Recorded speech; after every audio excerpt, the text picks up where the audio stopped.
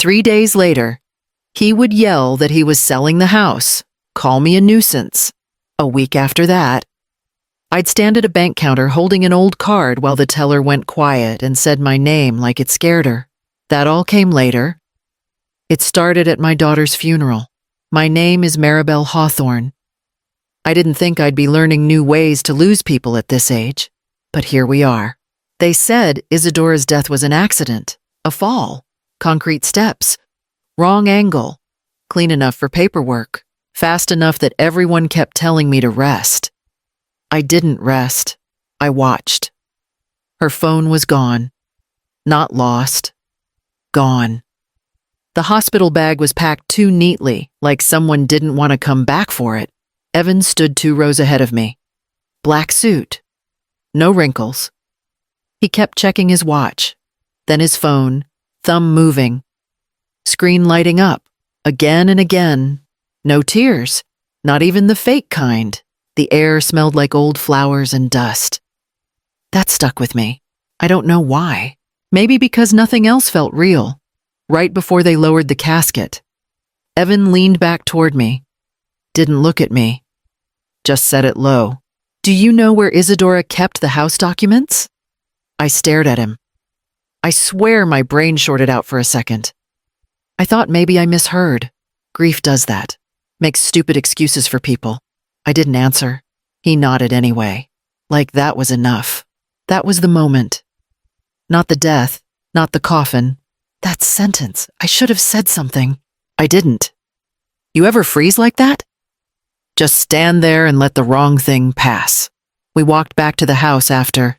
He was already texting someone else. By the time we reached the front door, I could feel it. Something ugly was done waiting to come out. We got back from the cemetery and the house was still quiet. Too quiet. The kind that feels staged. Evan walked ahead of us, keys already in his hand. He didn't slow down for Lena. Didn't look back at me. He opened the door like he owned the air inside it. Someone was already there. She stood near the kitchen island. Young, neat hair, black coat that didn't belong to a funeral. She looked at me once. Quick, then away. Like she'd been told not to engage. Evan dropped his jacket on a chair and went straight to the living room. He reached for Isadora's framed photo, the one we'd set by the window that morning. He lifted it, hesitated half a second, then tossed it onto the sofa. It landed face down. I felt Lena's fingers tighten around mine. This doesn't need to be a scene, he muttered, then louder. I'm selling this house. I didn't move. He turned to me fully then. Eyes sharp, jaw set. You're not staying here. You're a nuisance. You always have been. The word hit harder than I expected. Nuisance. Like I was clutter. Like grief had an expiration date. I told him to lower his voice. Not for me, for his daughter. He laughed. A short sound. Mean. Don't pretend you're in charge. He reached into his bag and pulled out a folder, slid it across the table toward me, papers clipped tight. Too clean.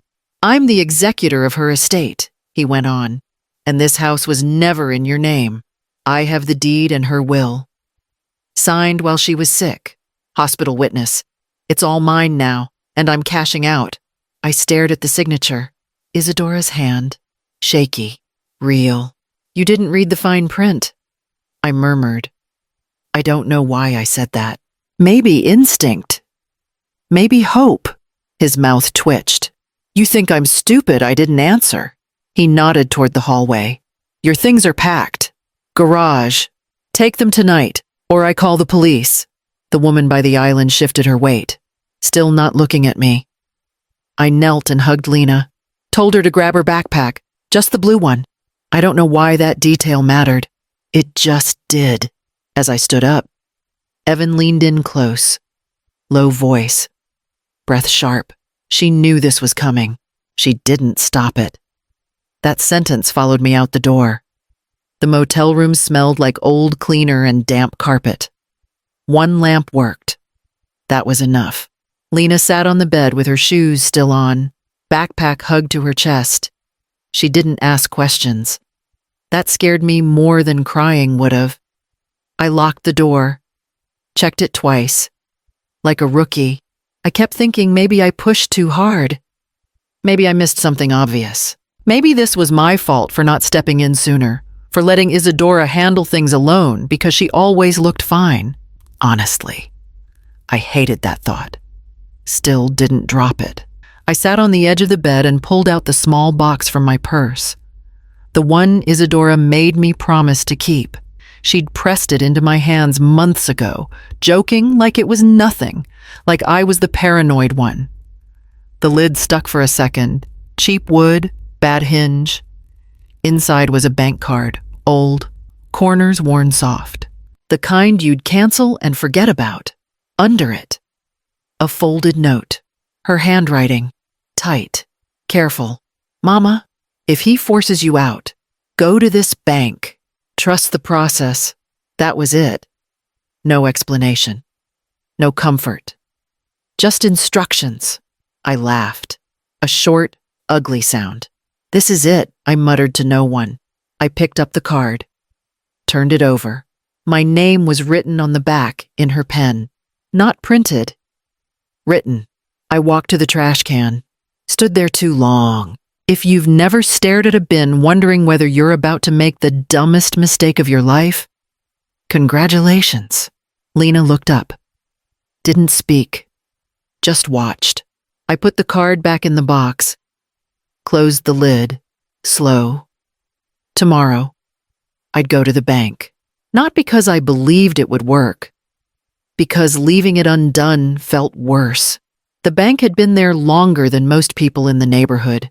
Stone floors, low voices, no music. It smelled faintly like paper and something metallic, like old keys. The teller looked young, polite. She took the card with 2 fingers and typed. Fast at first, then slower. This card isn't for an active checking account. She murmured. It looks like an old security token. Please. Just insert it into the reader. I told her. My daughter said it was a key, not just a card. She hesitated. Glanced at my face. At Lena standing beside me, swinging her legs like this was a dentist visit. I really can't. Please. I cut in. My voice cracked. I hated that it did. My daughter told me to use it. That did something. Not sympathy. Caution. She typed again. The screen reflected in her glasses. Her mouth went tight. Her fingers stopped moving. The color drained from her face. Not dramatically. Just enough. She didn't look at me when she spoke again. One moment. She stood up without waiting for a response. Walked straight to the glass office near the back. No rushing. No whispering. Just quiet. I shifted my weight. The man behind me cleared his throat. Someone coughed. The room felt like it was holding its breath. Another woman approached the counter, older. Name tag said assistant manager. She didn't smile. Mrs. Hawthorne, she said softly. Not a question. I nodded. We need you to wait here. For how long? She didn't answer that. Instead, she took the card. Didn't hand it back. Slid it into a drawer and locked it. A door clicked open behind the glass. A man stepped out. Gray hair, no jacket, sleeves rolled up like he'd been interrupted mid-thought. He looked at the screen, then at me, long enough to feel measured. This isn't a withdrawal issue, he muttered to no one in particular. The word legal flashed on the screen behind him. Big, red. Whatever this card opened, it wasn't an account. It was something that wanted attention. They moved me into the glass office without asking. Lena stayed outside with a woman who brought her a paper cup of water and spoke too loud. Like volume could fix fear, the man with rolled sleeves closed the door behind us. Soft click. Final. My name is Thomas Reed, he began. I manage this branch. I nodded. My hands were shaking. I put them under my thighs to stop it. That card you brought in, He continued, voice steady. Isn't a bank card in the usual sense. I figured. I replied, it's too ugly to be special. He almost smiled. Almost. It's a trustee identification key, he explained. It opens a sealed compliance file tied to an estate and a trust. I swallowed. My daughter didn't have an estate. She had a structure, he corrected. Those aren't the same thing. He turned the screen toward me. I didn't understand everything. I understood enough. A trust. Not in Evan's name. Not in Isadora's. In Lena's. Education first. Living expenses second. Strict control. No early access. This activates only if two conditions are met. Thomas went on. A verified death certificate and confirmation of the trustee's identity. That would be you. I felt dizzy. She never told me any of this. She didn't need to. He replied. She needed you to survive long enough to use it. He clicked again. Lines of transactions appeared. Small amounts. Repeated transfers. Same handwriting on scanned documents. This key identifies you as the successor trustee. Thomas explained. It grants you immediate access to the audit logs. There have been irregularities, including signatures that appear to be forged. Once you sign these papers, we can formally begin the freeze on the contested funds. My chest tightened. He handled everything. She trusted him. Thomas looked at me carefully. Trust is not a legal safeguard. He leaned back. When this file was sealed, your daughter included instructions. If this key was ever presented after her death, the accounts tied to these activities were to be flagged. Not frozen. Reviewed. I let that sink in. Reviewed meant time. Pressure. Attention. Is he aware? I asked. No. Thomas answered. And we're not required to inform him yet. I thought about Evan's face the night before.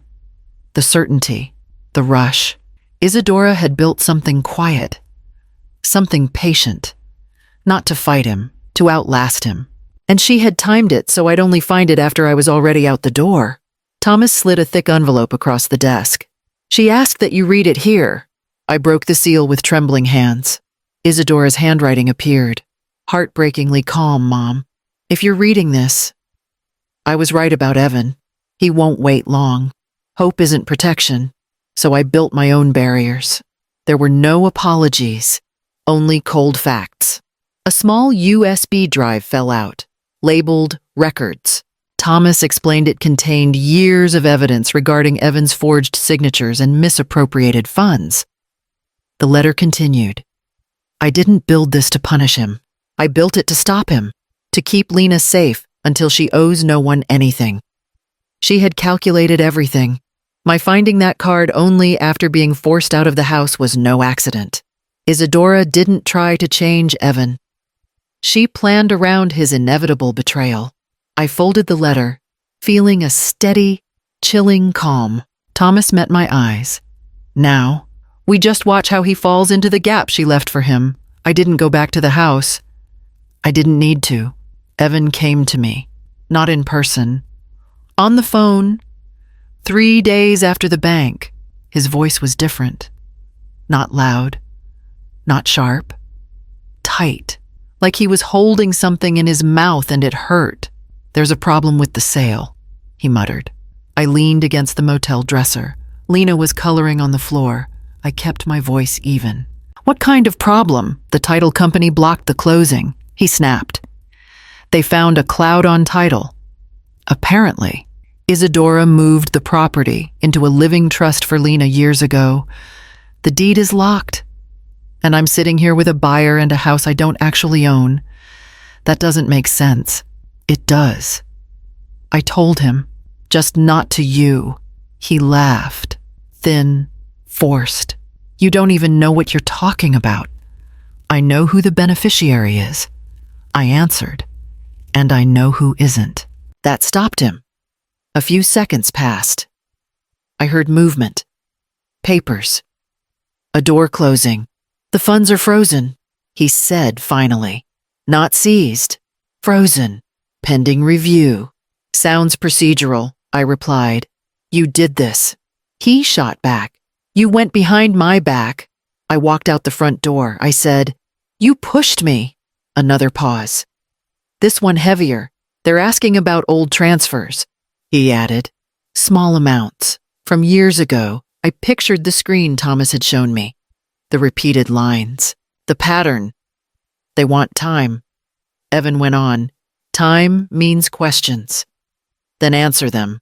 I told him. You think you're clever. His voice rose. Then dropped. You think this ends well for you? I glanced at Lena. Blue crayon streak on her cheek. Focused. Unbothered. I think this ends. I replied. That's all. He didn't hang up right away. Neither did I. We both listened to the line breathe. When the call ended, I sat down on the bed. My legs finally gave out. Evan had lived in that house like it belonged to him. Slept there, ate there, made plans there. He never checked what was underneath. And now the ground was shifting. Slow and official. The way it does when it's done being ignored. The phone rang while I was folding Lena's clothes on the motel bed. Her socks were still warm from the dryer downstairs. I remember that because my hands shook when I picked them up. Evan's name lit the screen. I answered without greeting. He didn't start loud. That's how I knew something had shifted. There's a hold on my accounts, he said. Slow, measured. Like he was reading from a note he didn't write. Not a freeze, a suspension. I stayed quiet. They won't tell me how long. He went on. Just that it's under review. I could hear traffic on his end. A horn. Footsteps. He wasn't home. Probably pacing somewhere public, pretending to be normal.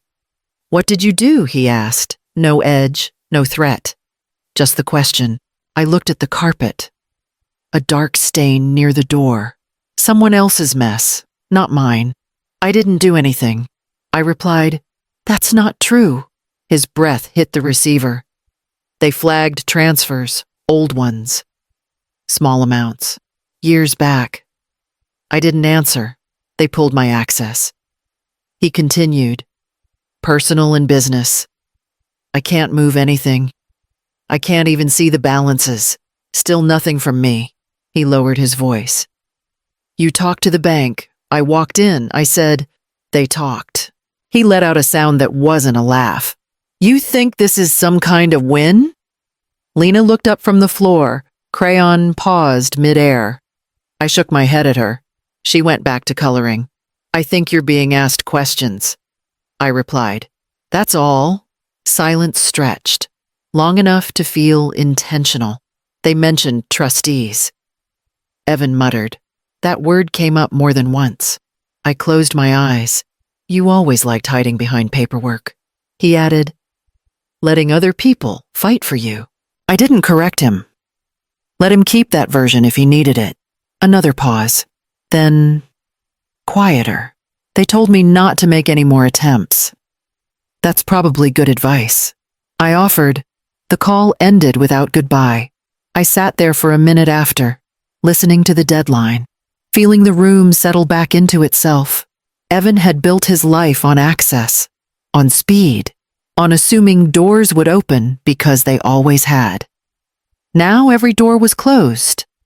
Not slammed, just locked. And he finally knew it. Things didn't explode. They narrowed. Letters arrived. Thick envelopes. Neutral language. Words like review, verification, authority exceeded. No one raised their voice. No one needed to. Evan tried calling once. Left a message that sounded rehearsed. They're misunderstanding the timeline. He didn't call again after his lawyer stepped in. The investigation moved slow and exact. Signatures compared. Transfers traced. Dates lined up like teeth. Thomas kept me informed without drama. They're confirming misuse of authority, he told me. Forgery doesn't require intent. Just proof. Proof. It turned out. Was easy. Evan lost access first. Then control. Personal accounts, business lines, anything tied to his name stalled. He still had a job. He just couldn't touch what he'd built around it. Custody shifted next. Not fully. Enough. Supervised weekends, structured handoffs, the kind of order that leaves no room for improvisation. The woman he brought in disappeared the day the forensic accountant started asking questions. She wasn't looking for a man under investigation for financial fraud. It was a silent departure, the kind people make when the ship is already half underwater. No note, no goodbye. No one dragged Evan into court in handcuffs. No headlines. No neighbors whispering. Just a series of doors closing, one after another, in the right order. Lena adjusted faster than I did. Kids do. She learned the schedule. Learned which weekends were different. Learned not to ask why. I watched the system finish what Isadora started. Not punishment. Containment. By the time it was over, nothing dramatic remained. Just space. And the uncomfortable truth that survival doesn't announce itself when it arrives. It took a few months before I could do anything with my hands again without shaking. Paperwork first. Always paperwork. Thomas helped quietly. So did a lawyer who never asked why I waited so long. The name came last. I stared at the form for a full hour before writing it. The Isadora Foundation, no speeches, no launch, just a door with a small sign and a phone that rang more than I expected. The first woman came in on a Tuesday, late 30s, clean coat, tired eyes. She sat across from me and kept apologizing for taking up space. "My husband controls everything," she whispered. "I just need to know what's mine." I slid a folder toward her. "You don't need permission to understand your own life," she cried. Not loudly, just enough. Lena waited outside with a coloring book. When the woman left, Lena looked up at the sign on the door. "That's Mommy's name," she said. "Yes, I told her." "Is she working here?" I knelt so we were eye level. "She built this," I said. "I just keep it open." Lena nodded like that made sense. Kids don't need metaphors. They need continuity. Later that week, I sat alone at the desk that felt like the final piece of Isadora's puzzle. It was big, serious, and exactly what we needed to protect others. I thought about how close I came to throwing that card away, how easy it is to give up when you're tired and scared and told you're a nuisance. Here's the lesson I learned the hard way. Love isn't loud. It plans. It documents. It makes exits where walls used to be. If you're listening to this and something feels off in your life, don't ignore it. Ask questions. Keep copies. Protect yourself before you need to. If this story meant something to you, hit like, leave a comment, or subscribe. Someone else might need to hear it. Lena tugged my sleeve. "Grandma." "Yes." "Are we safe now?" I nodded. "We are." What would change if more women were given a way out before it was too late?